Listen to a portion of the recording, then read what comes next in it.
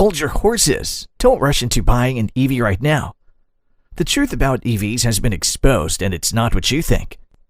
EV owners are sounding the alarm, and they're ditching their EVs for combustion engines, never wanting to touch an EV again. And guess what? Political leaders are keeping this quiet.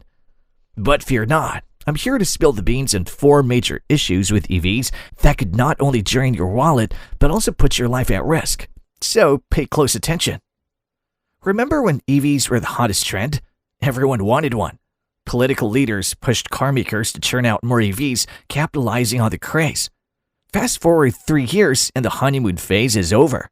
Battery aging and real-world usage have exposed some serious flaws in these futuristic rides. And let me tell you, people are in for a shock, literally. The situation is getting so dire that people are actually trading in their old, unreliable EVs for hybrid vehicles. But let me give you some real-life examples to drive the point home. Just last month, the Wall Street Journal featured Scott McFann's story. He had a minor accident with his Rivian, resulting in a dent. Seems minor, right? Wrong. The repair cost him a whopping $22,000. That's right, $22,000 just for a dent. This incident sheds light on a common issue with EVs. Many repair shops aren't equipped to handle their advanced technology, leading to sky-high repair bills. In the US, the average repair cost for electric vehicles is reported to be $658 a year, which is over $500 every month. Check this out. There's this California guy who got seriously stressed when his EV's range plummeted by more than 30% in just 5 minutes because of the cold weather. Picture this. He had a baby in the backseat and had to rush to the hospital. And guess what? This kind of thing happens all the time, whether you're in a chillier region or somewhere prone to cyclones. What would you do if the power grid goes down or you can't charge your car in an emergency? We're not ready to ditch gas cars just yet, folks. It's crystal clear, and it's high time the government gets it. But wait, there's more. A recent study by S&P Global found that more than 50% of electric car owners are considering switching back to petrol or diesel for their next ride. Yeah, you heard me right. Over half of them. It's like everyone's having second thoughts about electric cars. And when you dig into the stats, it gets even juicier. Only about 52.1% of households with an electric vehicle are likely to buy another one for their next ride. And get this, 3 out of every 5 non-Tesla EV owners never want to go back to an EV again. Now let's delve into something even more mind-boggling. Car manufacturers are investing heavily in EV development, yet they're desperate to prevent EV owners from reverting back to petrol or diesel cars. Imagine splurging on a top-of-the-line smartphone only to see people opting for old flip phones again. The luxury car sector is particularly alarming. At Porsche, fewer than 37% of owners are considering another electric car. And at BMW, the situation has regressed. Only 45.9% of their owners are thinking about another EV, down from 46.6% 3 years ago. According to Consumer Reports, EVs are plagued with 80% more issues than traditional gas-powered cars. The main complaints?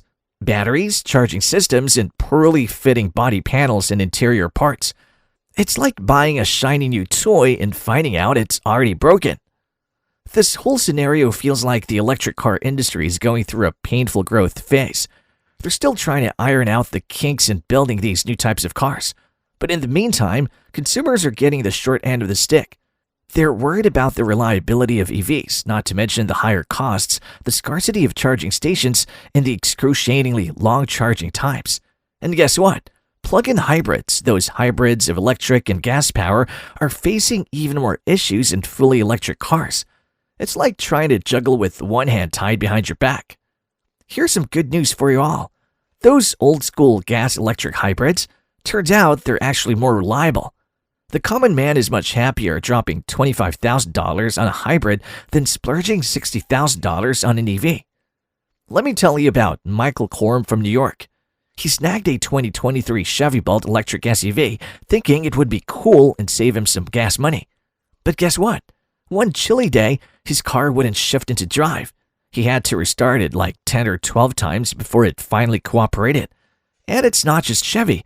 Hyundai's Ioniq 5 EV had battery and charging issues because of a computer glitch. Even Rivian, the new electric truck and SUV company, had trouble getting their body panels to line up right with broken parts inside the car. Now that you've got the lowdown and the real issues, let's dive into 4 big reasons why buying an EV might not be the smartest move for you. First off, the home charging blues. Imagine this. You get an EV dreaming of saying goodbye to gas stations forever. Sounds great, huh? But wait, there's a hitch. Charging at home isn't as easy as they make it sound. Most homes, especially in California, aren't set up for it. They're missing that level 2 charging, which is like the key to overnight refills. But guess what? Most folks don't have it, and if you're in an apartment, forget it. Finding a parking spot with a charger is like finding a unicorn. So you're stuck relying on public charging stations.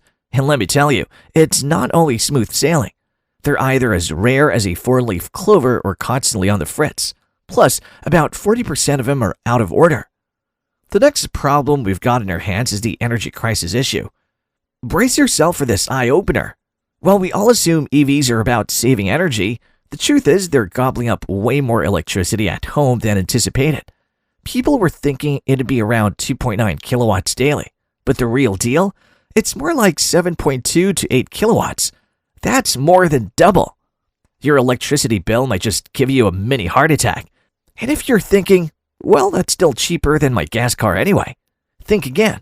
To offset that hefty $20,000 to $30,000 premium you pay for EVs over hybrid, you need to rack up 60,000 miles first.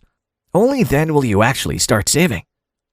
Next up, let's talk about the third issue, range anxiety, which we've touched on before. And the last one might just scare you off EVs for good. This fourth issue is the real shocker. Imagine this. The GMC EV Hummer, a massive machine tipping the scales at a whopping 9,000 pounds. That's like 3 Honda Civics squeezed onto a scale. Why so heavy, you ask? Well, it's all about the batteries. To give these EVs the power for longer drives and extra punch, you need a hefty battery pack. And let me tell you, batteries are heavy. Take the Ford F-150 Lightning, Mustang Mach-E, Volvo XC40 EV, and Toyota RAV4 EV. Compared to their gas-powered counterparts, these electric versions are carrying around some serious extra weight. Sure, they've said goodbye to gas, but they've bulked up with battery power. Jennifer Homendy, representing the National Transportation Safety Board, raised a sobering concern. While we're addressing greenhouse gas emissions with EVs, we may be ignoring a critical side effect: increased danger on our roads. According to Michael Anderson, an economics professor, being hit by a car 1,000 pounds heavier than your own increases the likelihood of not surviving by a staggering 47%. That's a game changer. And now with heavyweight EVs dominating the streets, the risk is even more alarming. Picture yourself in a compact gas-powered car or a lighter EV surrounded by these colossal EVs. It's downright terrifying. The difference in vehicle weight isn't just a number. It's a matter of life and death in accidents. Plus, the chances of toppling over and the dynamics of driving become far more precarious. The EV industry is facing some serious heat from its customers, and boy, are they mad. Another big reason? Those over-the-air updates gone rogue. You know, the ones meant to jazz up your ride but end up turning it into a four-wheeled headache?